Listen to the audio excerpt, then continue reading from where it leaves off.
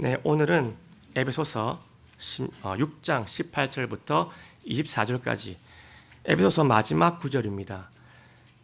네, 제목은 십자가의 신비를 위해 기도하고 인내하라입니다. 네, 오늘은요. 내용이 뭐냐면요. 이 내용입니다.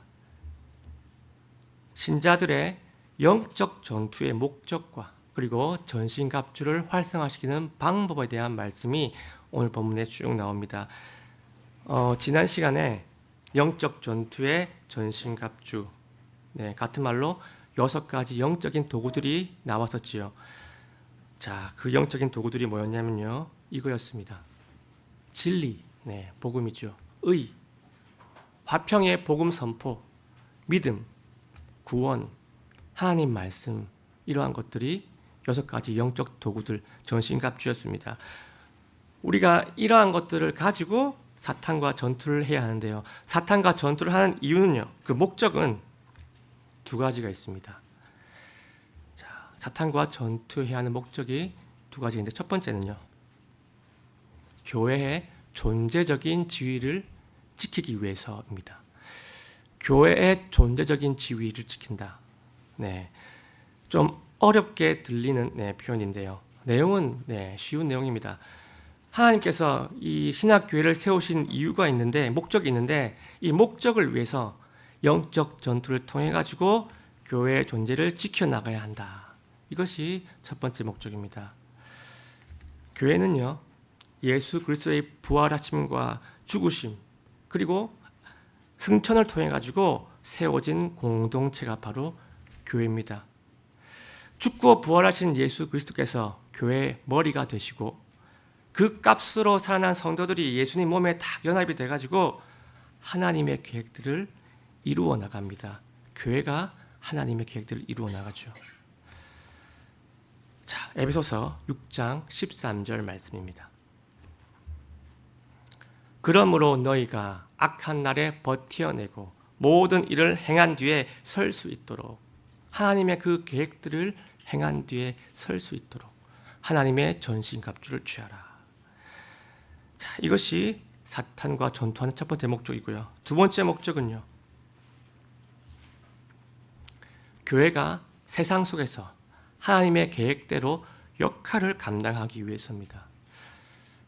하나님께서 교회를 만드셨죠. 예수님, 그리고 신약교회, 그리고 그 밑에 모든 만물들, 이러한 구조로 다 이렇게 만드신 이유는요, 하나님의 계획을 성취하기 위해서입니다. 하나님의 계획 많이 있죠. 이 성경에 보면 너무나 많은 계획이 있어가지고 이 성경 전체를 살펴봤을 때 하나님의 궁극적인 계획을 도출할 수가 있습니다. 자, 이렇게 4가지로 도출할 수가 있습니다. 첫 번째, 만물이 예수님 안에서 하나님과 관계를 회복하는 것. 만물이 하나님과 관계를 회복하는 겁니다. 2번째는요, 예수님 안에서 만물들끼리 관계를 회복하는 것. 우리끼리 회복을 하는 거예요. 만물들. 3번째는요, 만물에 대한 예수 그리스도의 통치가 완성되는 것.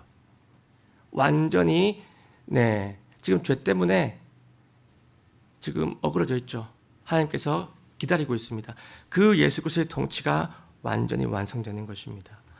4번째가 주를 아는 지식이 온 땅에 충만하게 되는 것. 하나님의 통치가 온전히 임하고 주를 아는 지식이 온 땅에 충만하게 되는 것이 바로 천국의 모습이고, 새하늘과 새 땅의 모습이고, 천연왕국의 모습이고, 내가 성령 충만한 나의 모습이 바로 이 모습입니다.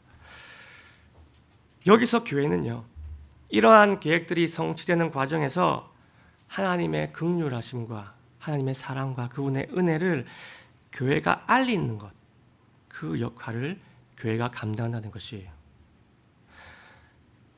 그런데 앞에서 살펴본 6가지 영적 도구들이 있지만요, 이것들을 활성화시키기 위해서는요, 중요한 방법이 필요합니다. 그 방법이 무엇인지 18절에 나오는데요, 한번 들어가 보겠습니다. 자, 18절입니다. 모든 기도와 간구로 성령 안에서 항상 기도하며 모든 성도들을 위해 모든 인내와 간구로 그 일에 깨어 있고. 자, 지금 사도 바울은요, 무엇을 말씀하고 있습니까? 기도를 말씀하고 있습니다. 전신갑주 안에는요, 기도가 없지요. 오히려 기도는요, 이 전신갑주들을 활성화시키고 촉진시키는 그 방법으로 소개가 되고 있습니다. 본문을 보시면요, 모든 기도, 간구, 항상 기도, 간구, 이 한 절 안에 4번씩이나 기록을 하면서 지금 강조를 하고 있습니다. 한 절 안에 똑같은 의미의 단어가 이렇게 4번씩이나 반복이 되는 경우는 거의 없습니다. 이 전신갑주의 각 부분은요, 기도를 통해 가지고 강화가 되고 더딥혀진다는 것을 본문이 말씀합니다. 이 본문을 보시면 한글로 보면 이제 나와 있지 않지만요, 원문을 보면, 그리스 원문을 보면요, 맨 앞에 그리스어 전치사가 등장을 합니다. 디아라는 전치사가 등장을 하는데요, 이 디아가 영어로 하면 through입니다. through. 뭐뭐를 통해서, through, 기도를 통해서 전신갑주가 촉진된다는 것을 본문이 보여주고 있습니다. 자, 지금 본문은요, 성령 안에서 기도를 하라고 지금 말씀을 합니다. 성령 안에서. 성령 안에서 기도라는 말이 무슨 말일까요? 항상 성령님의 도우심을 받으면서 기도하라는 것입니다. 항상 내 안에 계신 성령을 인식하면서, 그분을 존중하면서 성령께 부탁을 하면서 기도하라는 것이죠. 왜 그렇게 해야 됩니까? 성령은 우리의 중보자가 되시기 때문입니다. 로마서 8장 26절입니다. 이와 같이 성령께서도 우리의 연약함을 도우시나니 우리가 마땅히 해야 할 방식대로 무엇을 위해 기도해야 할지 알지 못하나 성령께서 말로 할 수 없는 신음으로 친히 우리를 위해 중보하시느니라. 아멘입니다. 성령께서 우리가 뭘 기도해야 될지 모를 때도 하나님의 뜻대로 기도하게 도와주시고 이끌어주시고 우리를 중보해 주십니다. 자, 그리고 본문을 보시면요, 항상 기도하라고 지금 말씀하시죠. 항상. 이 항상이라는 단어가 이제 그리스어로 접근을 하면요, 무슨 뜻이냐면 모든 시간에, 모든 기회 안에서라는 뜻입니다. 모든 기회 안에서, 모든 시간에 기도를 하라는 거예요. 이 말이 무슨 말이냐면요, 사탄의 방해라는 것이 때와 장소를 가리지 않고 늘 우리 곁에 발생을 하기 때문에 우리는 늘 성령과 동행을 해야 한다는 것입니다. 어떻게 해요? 기도를 통해서 성령과 동행을 해야 한다는 것이에요. 성령으로 기도하고 항상 기도하는 것은요, 내 안에 계신 성령님을 통해서 기도를 하라는 말씀입니다. 우리가 잘 알고 있는 단어, 무시로라는 말이죠. 무시로. 네. 무시로 기도해야 한다는 것이에요. 성령의 내 안에 성령께서 이미 거하시기 때문에 실제로 성령께서 바로 내 등 뒤에, 바로 내 옆에 실제로 계시기 때문에 정말 매 순간순간 성령님과 소통을 하면서 그분의 도우심을 받으면서 하루하루 시간시간 이 살아가면요, 우리 인생은요, 완전 차원이 다른 전신갑주 모드로 실제로 살아갈 수가 있습니다. 이미 그렇게 살아가고 계시는 성도님들도 아마 많이 계실 겁니다. 늘 기도하는 삶은요, 항상 기도하고 쉬지 말고 기도하는 삶은요, 하나님께서 우리에게 얼마나 세세하게, 그리고 얼마나 친밀하게, 얼마나 긴밀하게 역사하는지 우리가 체험을 하게 해주기 때문에요. 기도는 우리가 마치 천국에 와 있는 것처럼 완전 차원이 다른, 그냥 클래스가 완전히 다른 신앙생활을 영위할 수 있도록 기도는 그렇게 우리를 만들어줍니다. 자, 그리고 지금 본문을 보시면 끝에 기도뿐만 아니라 인내도 언급을 하고 있습니다. 인내. 인내하는 일에 깨어 있으라고 지금 사도 바울이 선포하고 있죠. 기도와 인내는요, 서로 결이 같습니다. 인내라는 것이 뭐냐면요, 하나님의 뜻이 이루어질 때까지 기다린다는 것이에요. 하나님의 뜻이 이루어질 때까지 인내하면서 기도하면서 기다리는 것을 말합니다. 가치 있는 것들 중에요, 시간이 필요 없는 것은 거의 없습니다. 가치 있는 것. 가치 있는 것은요, takes time입니다. takes time. takes time 뭡니까? 시간이 걸리다. 가치 있는 것은요, 시간이 걸립니다. 사랑도 시간이 걸리고요. 기도 응답도 시간이 걸리고요. 성화도 시간이 걸리고요. 하나됨도 반드시 시간을 필요로 합니다. 그래서 우리는요, 이 하나님의 뜻이 이루어질 때까지 기도, 인내, 이 두 가지를 딱 붙잡고 있어야 한다는 것입니다. 이 기도와 인내가, 이 두 가지가 바로 하나됨의 마지막 퍼즐이라고 오늘 본문은 말씀하고 있습니다. 자, 다음 절은요, 어떤 내용이 나오냐면 기도할 제목에 대해서 지금 사도 바울이 부탁을 하고 있습니다. 자, 이 기도 제목은요, 단연코 에베소서 전부 중에 핵심입니다. 한번 보겠습니다. 19절입니다. 또 나를 위해서는 주께서 내게 말하는 것을 허락하사 내가 담대히 입을 열어 복음의 신비를 알리도록 기도하라. 아멘입니다. 지금 사도 바울은요, 복음의 신비를 알리는 것에 기도를 해달라고 부탁을 하고 있습니다. 복음의 신비. 복음의 신비, 네, 바로 무엇인지 떠오를 수도 있고 떠오르지 않을 수도 있습니다. 에베소서의 핵심입니다. 이 당시 기독교는요, 로마인들에게나 아니면 그 유대인들에게나 이 기독교는 합당한 대우를 받지 못하고 있었습니다. 로마인들한테 기독교는 어떤 종교입니까? 유대교의 분파, 아니면 유대교의 아류, 이 정도로 대우를 받았고요. 유대인들한테는 기독교는 완전 그냥 이단 종교죠. 그런 식으로 취급을 받았습니다. 그만큼 이 복음의 신비를 알리는 것에 참으로 어려운, 쉽지 않는 상황이었다는 것이에요. 지금 본문에 나오는 이 복음의 신비라는 것은요, 바로 새 창조물의 신비입니다. 새 창조물의 신비. 유대인이든 이방인이든 간에 예수 그리스도의 피로 재창조된 존재. 살인자이든 사기꾼이든 거짓말쟁이든 게으름뱅이든 창녀이든 세리이든 간에 상관없이 예수 그리스도의 피값으로 만들어진 존재. 이 창조물은요, 예수님의 몸이 되었고요, 몸의 공동체가 된 새 창조물입니다. 이 새 창조물의 이름이 바로 교회이지요. 그래서 이 복음의 신비라는 것은요, 예수 그리스도 안에 있는 모든 것들은 하나요. 하나님과도 하나요. 성도 간에도 하나요. 온 세상 만물과도 화평한 관계요. 다스리는 화평한 관계요.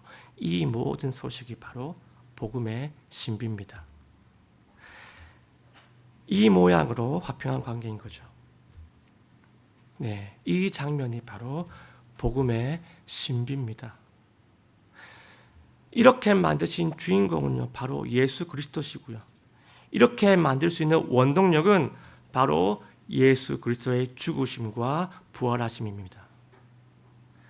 예수님의 존재와 그분이 하신 일 때문에 이 신비가 이루어졌고요.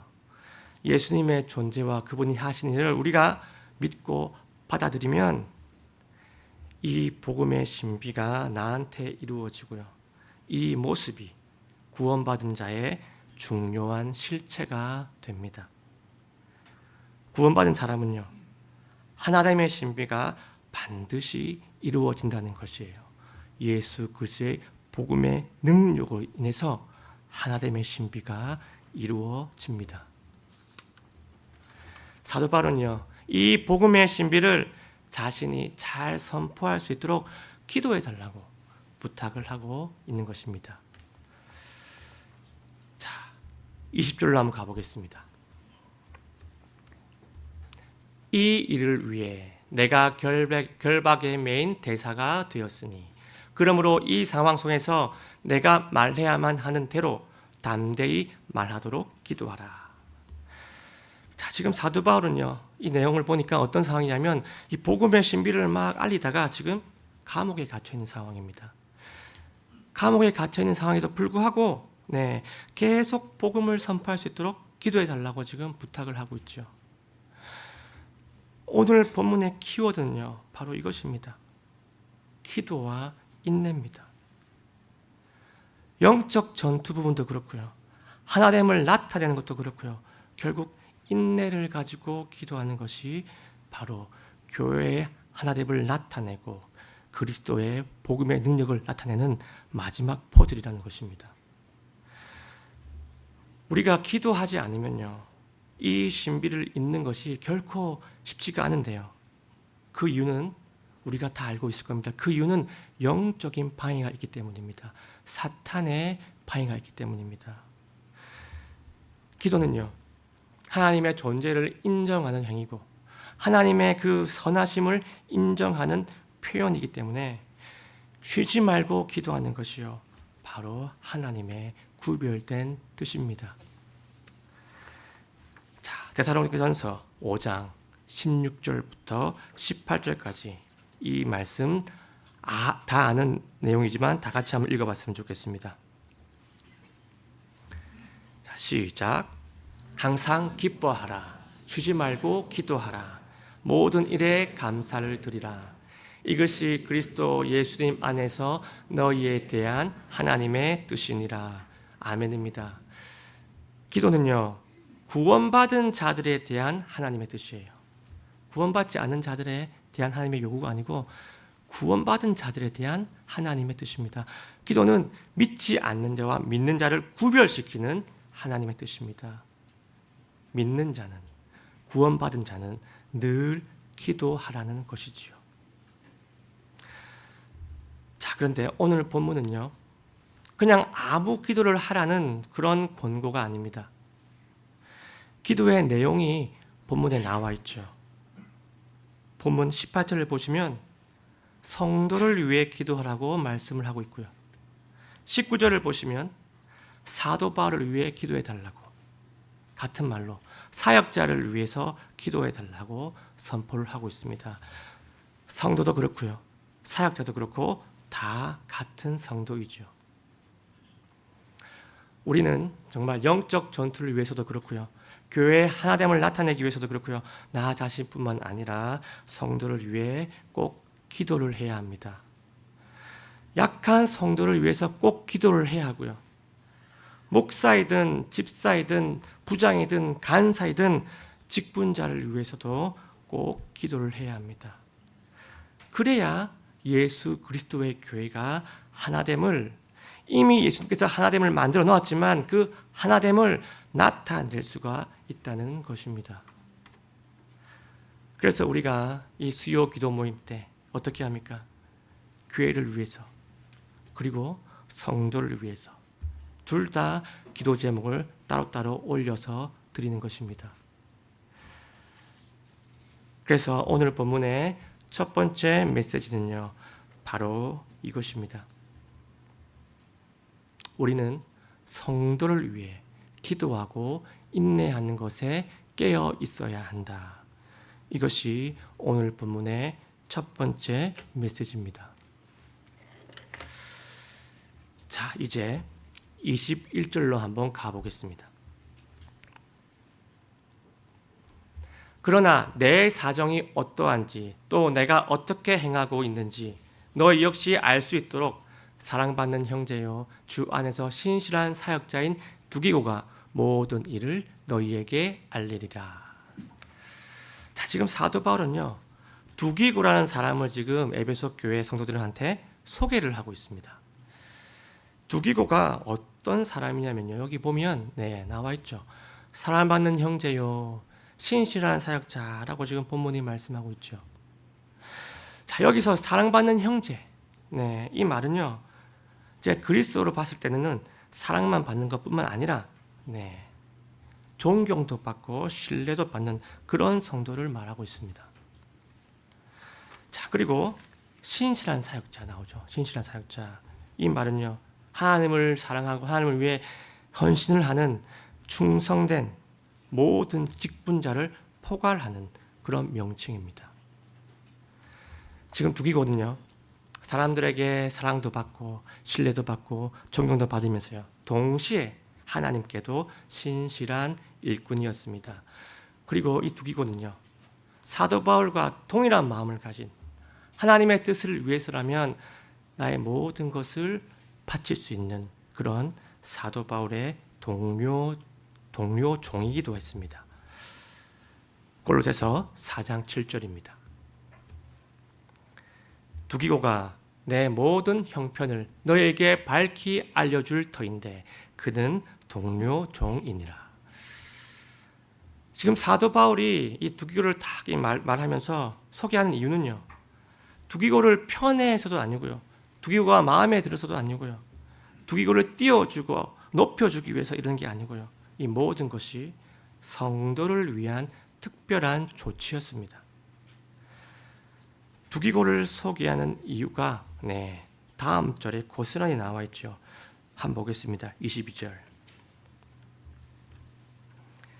내가 바로 그 목적으로 그를 너희에게 보내었노니 이것은 너희가 우리의 사정을 알게 하고 또 그가 너희의 마음을 위로하게 하려 함이라. 두기고를 이 메신저로 둔 이유는요. 오직 성도를 위한 것이었습니다.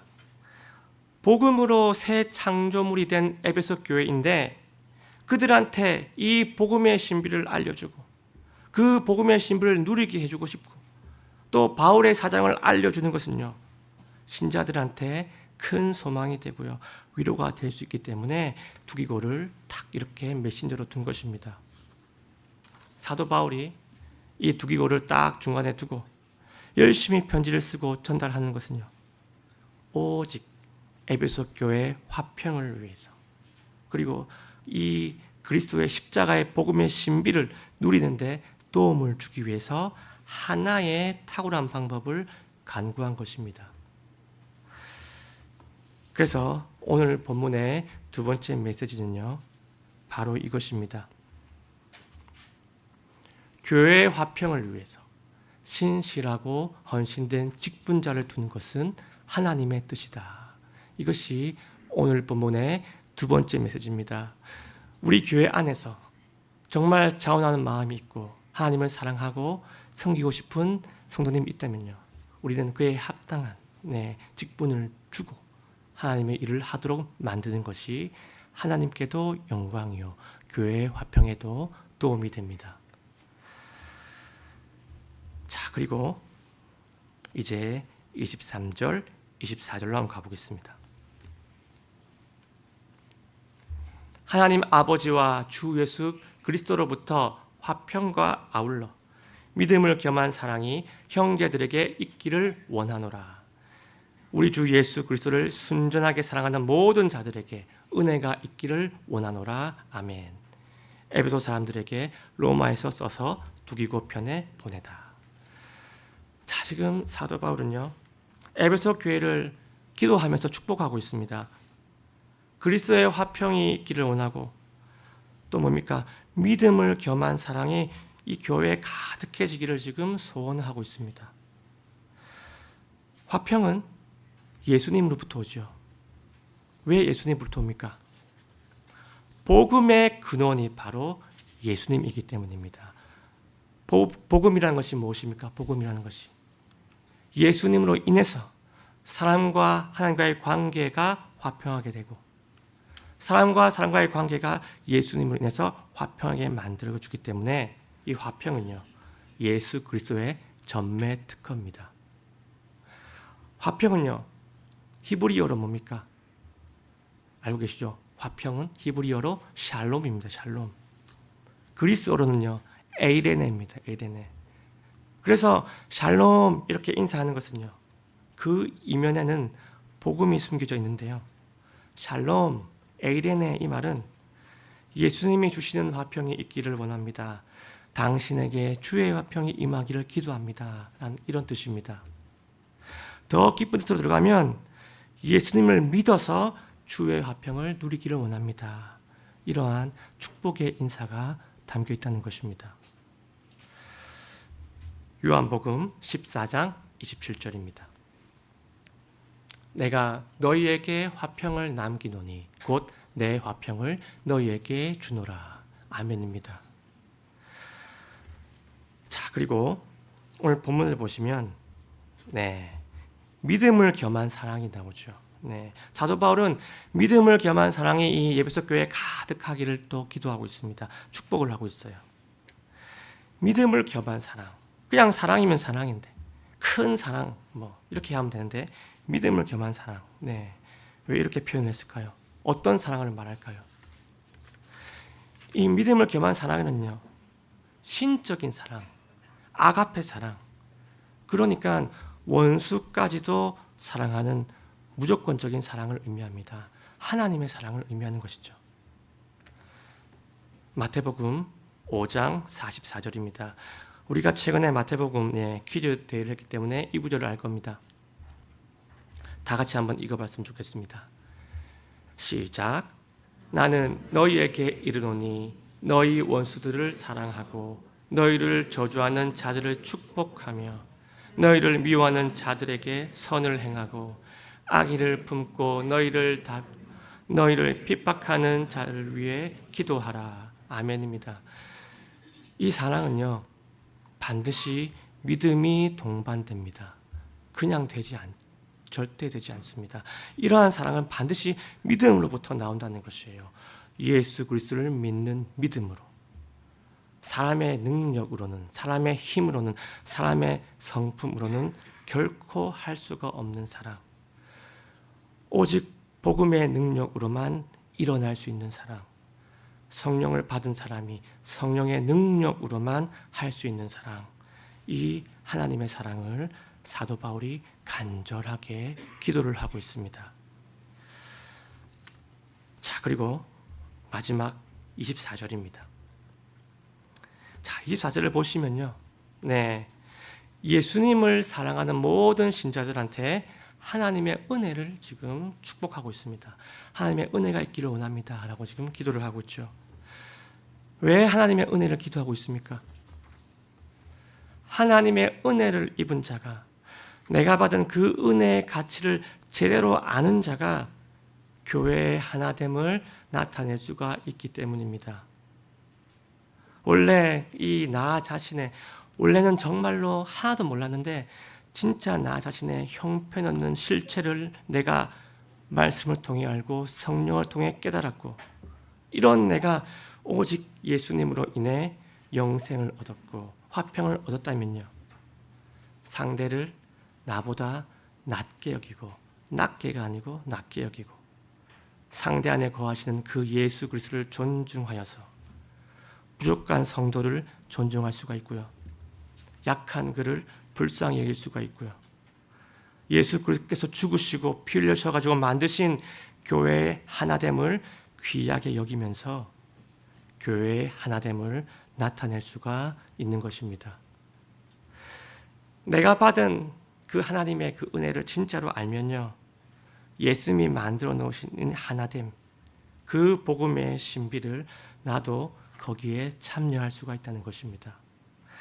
그래서 이 사도 바울이 이 에베소서 9절 전체 제일 마지막 구절에 화평과 사랑과 은혜를 지금 하나님께 간구하고 있는 것입니다. 그래서 오늘 본문의 마지막 메시지는요, 바로 이겁니다. 성도 간의 화평과 사랑과 하나님의 은혜를 위해서 기도하라. 이것이 오늘 본문의 마지막 메시지입니다. 사도 바울은요, 이렇게 거룩한 기도를 하면서 마지막에 아멘 하면서 에베소 교회에게 쓰는 이 편지에 마침표를 딱 하고 찍습니다. 자, 이렇게 해서 대장정의 에베소서 강해를 의도하지도 않았는데 올해 마지막 주일에 끝을 맺습니다. 자, 한번 전체 구절을 한번 보겠습니다. 이미 우리는 완벽하게 알고 있죠. 하나님의 택하심, 예수 그리스도를 믿는 자는 하나님께서 이러한 축복을 줄 것이다. 영적 유익을 줄 것이다. 이런 것들이 예정이 되어 있고요. 그게 하나님의 예정이죠. 그 다음 예수 그리스도를 믿는 자는 예수님께서 하나됨을 이루십니다. 그게 교회죠. 그래서 그 교회는 하나됨을 나타내야 한다. 이것이 에베소서 전체 내용입니다. 자, 이것은요, 이 그림 하나로 다 설명이 됩니다. 구원받아 가지고 재창조된 새 창조물의 모습입니다. 자, 우리는 이것만 보죠. 아니면 이것만 봅니다. 하지만 에베소서에서 말씀하는 복음의 신비는요, 이 전체를 말하고 있습니다. 나 같은 죄인이 하나님과 하나가 된 것, 나 같은 죄인이 성도들과 하나가 된 것, 나 같은 죄인이 예수님과 하나가 돼가지고 그 몸의 한 부분이 된 것, 나 같은 죄인이 예수님의 몸에 붙어 있다는 그 사실 하나만으로 만물을 다스리는 멤버가 된 것. 이 모든 장면들이 말도 안 되는 기적이고 너무나 큰 은혜고 상상조차 할 수 없는 복음의 신비고요, 복음의 축복입니다. 우리가 예수 그리스도의 부활하심, 죽으심, 그것으로 이루어낸 이 새 창조물의 신비를 모두가 누리기를 원합니다. 올 한 해를 마무리하시면서 하나님과 더 친밀하시고 형제 자매들과 더 화평하시고 예수 그리스도로 말미암아서 사탄의 관계와 세상의 것들을 이기고 압도하는 승리의 피날레를 우리 모두가 장식하시기를 예수님의 이름으로 간절하게 소원합니다.